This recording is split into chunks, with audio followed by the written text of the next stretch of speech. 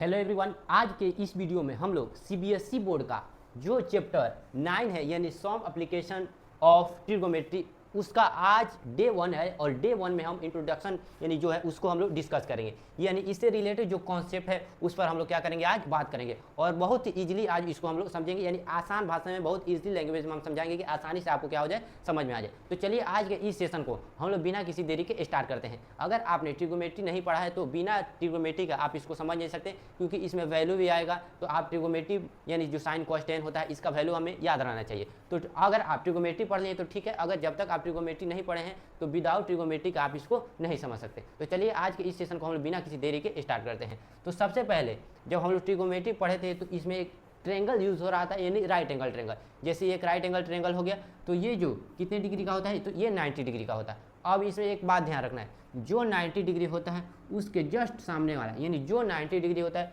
उसके जस्ट सामने वाला क्या होता था, एच। जो 90 डिग्री होता है उसके जस्ट सामने वाला एच। अब जो एंगल होता है उसके सामने वाला क्या होता है, पी। यानी एच कभी नहीं बदलता है, यानी हाइपोटेनस सेम रहेगा और जो एंगल रहेगा यानी 30, 60 जो भी होगा, ये जो एंगल होता है इसके सामने वाला पी होता है और ये नीचे इसको छोड़कर क्या हो जाएगा, बेस हो जाएगा। अब इसमें कैसे क्वेश्चन आएगा, जैसे यहाँ पे कोई एंगल दे देगा 30, 45 या 60, इस टाइप से एंगल दे देगा और कोई वन वैल्यू दे देगा। जैसे यहाँ पे पी का वैल्यू दे देगा, हो सकता है बी का दे दे या एच का, कोई एक वैल्यू दे देगा और दूसरा फाइंड करना है। जैसे यहाँ पे हमें फाइंड करना है, यानी पी दिया है, क्या फाइंड करना है, एच। पी दिया है, क्या फाइंड करना है, एच। तो यहाँ माइंड में आना चाहिए पी और एच किस में आता है, यानी परपेंडिकुलर और हाइपोटेनस किस में आता है, साइन थीटा में। यानी साइन थीटा फार्मूला क्या होता है, P by H. Sine theta formula क्या होता है, पी बाई एच। तो पी बाई एच हमें एच निकालना है, तो हमें यहाँ से चलना है, किसका फार्मूला लगाना होगा, तो साइन थीटा, क्योंकि साइन थीटा फार्मूला क्या होता है, तो पी बाई एच। यानी साइन थीटा फार्मूला क्या होता है, पी बाई एच। अब यहाँ से हम लोग देखेंगे, यानी साइन थीटा का वैल्यू क्या दिया है, तो थीटा का वैल्यू यहाँ 30 दिया है। ये जो एंगल है, यानी ये जो एंगल दिया है थीटा का वैल्यू कितना दिया है, तो 30 डिग्री। पी का वैल्यू कितना दिया है, तो ये एंगल के जो जस्ट सामने होता है पी का वैल्यू कितना दिया है, 3। हमें क्या करना है, एच फाइंड करना है, यानी एच क्या करना है, फाइंड करना है, एच फाइंड करना है। अब साइन 30 का वैल्यू कितना होता है, तो साइन 30 का वैल्यू होता है 1/2। यानी साइन 30 की जगह हम लोग क्या रख सकते हैं, 1/2। यानी साइन 30 का वैल्यू 1/2 इक्वल टू 3/h, यानी इक्वल टू 3/h। अब यहाँ से हम लोग क्या कर सकते हैं, क्रॉस मल्टीप्लाई कर सकते हैं, यानी इसका मल्टीप्लाई इससे और इसका मल्टीप्लाई इससे। अब एच का मल्टीप्लाई 1 से करेंगे तो एच और 3 2 क्या हो जाएगा, 6 हो जाएगा। तो एच का वैल्यू यहाँ से क्या आ गया, तो एच का वैल्यू आ गया 6। इस टाइप से क्वेश्चन आता है। जैसे एक और हम यहाँ पे देख सकते हैं, जैसे यहाँ पे जो एंगल दिया है इसके सामने वाला एच होता है, यानी जो 90 डिग्री दिया है, जो 90 डिग्री होता है। अब ये जो एंगल दिया है 60 डिग्री का, ये 60 डिग्री सामने वाला पी होता है और नीचे वाला क्या होता है, बी होता है।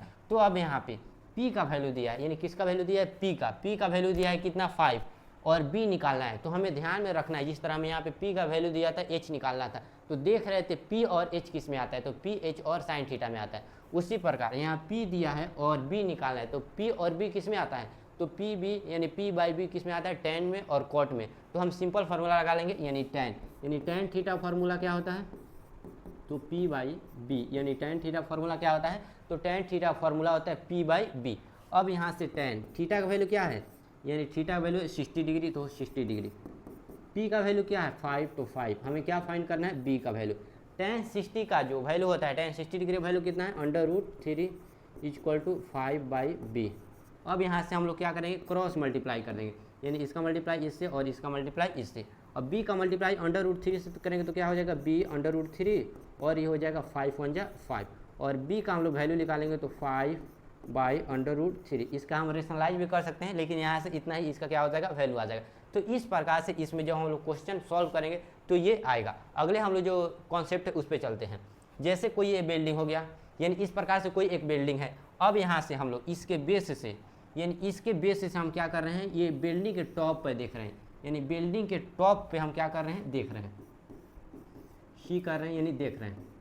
यानी जो इसके यानी जो धरातल है, जिसको हॉरिजॉन्टल लाइन बोला जाता है, इसके टॉप ऑफ बिल्डिंग पर हम क्या कर रहे हैं, देख रहे हैं। अब जो ये लाइन जो बन रहा है, जो लाइन ऑफ सेगमेंट बन रहा है, इसे हम क्या बोलते हैं, तो इसे बोला जाता है line of site. Line of क्या हो जाएगा, यानी लाइन ऑफ साइट हम यहाँ पे लिख सकते हैं,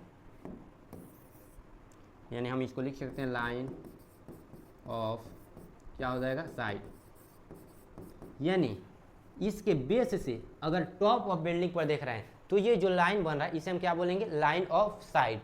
अब यहाँ पे जो देखना है कि हम जिस यानी यहाँ से अगर खड़े होकर देख रहे थे इसके पैरेलल एक अगर हम लाइन खींचेंगे, इसी के पैरेलल एक लाइन खींचते हैं, यानी यहाँ से हम लोग खड़े होकर देख रहे हैं, यानी यहाँ से खड़े होकर देख रहे हैं टॉप ऑफ बिल्डिंग पे, तो इस लाइन को हम लोग क्या बोले, तो इस लाइन को बोले यानी हम बोलो line of site.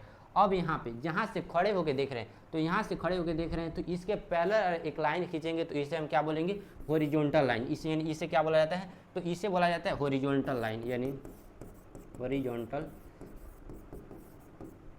Horizontal line इसे बोला जाता है। यानी ये हो गया लाइन ऑफ साइट। अब यहाँ से खड़े होकर हम ये यानी जहाँ से खड़े हो रहे हैं वहाँ से एक अगर लाइन खींचेंगे तो उसे क्या बोलेंगे, हॉरिजॉन्टल लाइन। इस प्रकार से अब हॉरिजॉन्टल लाइन और लाइन ऑफ साइट के बीच एक एंगल बनता है, यानी लाइन ऑफ साइट और हॉरिजॉन्टल लाइन के दोनों के बीच एक एंगल बनता है, यानी लाइन ऑफ साइट और हॉरिजॉन्टल लाइन दोनों के बीच एक एंगल बनता है, चाहे वो 30 डिग्री हो या 45 डिग्री हो, तो उसे हम लोग क्या बोलते हैं, तो इसे बोला जाता है एंगल ऑफ क्या वो एलिवेशन, यानी एंगल ऑफ एलिवेशन। यानी हम क्या बोलेंगे, एंगल ऑफ क्या हो जाएगा, तो हो जाएगा एंगल ऑफ एलिवेशन। इस बात को ध्यान रखना है। यानी अगर हम इसके बेस से यानी जहाँ से खड़े होकर लाइन देख रहे हैं, अगर एक लाइन खींचते हैं कहाँ, यानी अगर हम लोग यहाँ से खड़े होकर बिल्डिंग के टॉप पर देख रहे हैं तो जो लाइन सेगमेंट बनता है उसे लाइन ऑफ साइट, और जहाँ से खड़े होकर देख रहे हैं अगर उसके पैरेलल एक लाइन खींचेगा हॉरिजॉन्टल लाइन, और लाइन ऑफ साइट और हॉरिजॉन्टल लाइन के बीच एक एंगल बनता है जिसे हम लोग क्या बोलते हैं, तो उससे हम बोला जाता है एंगल ऑफ यानी एलिवेशन, यानी एंगल ऑफ एलिवेशन। यानी इस प्रकार से इसको क्या कर रखना है, याद रखना है। यानी ये हो गया angle of elevation, line of site और हॉरिजॉन्टल लाइन। अगले कॉन्सेप्ट पे हम लोग चलते हैं, यानी अगला हम लोग देख लेते हैं क्या है।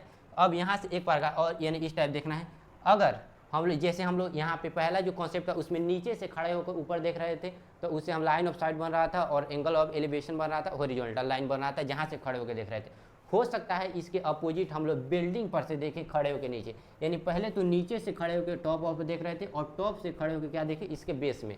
यानी हो सकता है तो हम यहाँ से खड़े होके यानी यहाँ से खड़े होके यहाँ पर देखें, यानी बिल्डिंग के टॉप यानी इसके टॉप से हम लोग खड़े होके अगर देखेंगे, किसको देखेंगे तो बेस को, तो अगर हम लोग बस जहाँ से खड़े होके देखते हैं तो उसके नीचे यानी जहाँ से हम लोग खड़े होके देखते हैं अगर उसके पैरेलल एक लाइन खींचेंगे, यानी इसी के पैरेलल अगर हम एक लाइन खींचते हैं इस टाइप से इसको ध्यान रखना है। जैसे हम यहाँ पे जो पिछला जो कॉन्सेप्ट दिखाई दे रहा है, अगर यहाँ से खड़े होकर देख रहे थे यहाँ से तो इसके पैरेलल लाइन खींचे थे, उसी प्रकार यहाँ से अगर खड़े होकर देख रहे हैं बिल्डिंग के टॉप ऑफ से खड़े होकर देख रहे हैं तो उसके पैरेलल एक लाइन खींचते हैं तो उसे हम क्या बोलेंगे, हॉरिजॉन्टल लाइन।